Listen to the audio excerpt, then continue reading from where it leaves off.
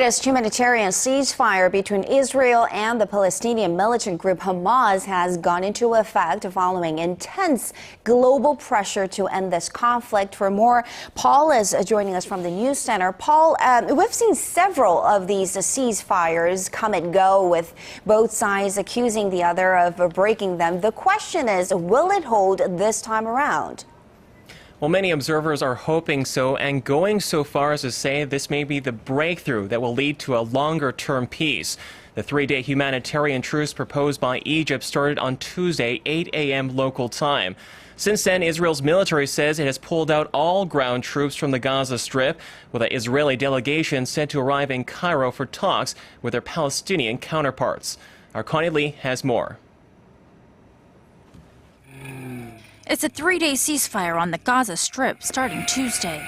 After nearly a month of fighting and multiple broken truces, Israel and Palestinian groups, including Hamas and Islamic Jihad, have agreed to a 72-hour ceasefire proposed by Egypt. Hamas informed the Egyptians that it agrees to the 72-hour truce. The Israeli occupation forces should withdraw outside the border.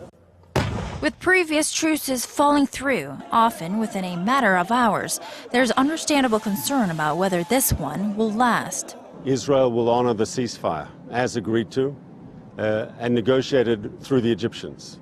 We'll be watching Hamas very closely. If Hamas violates this ceasefire, so Israel is prepared to respond.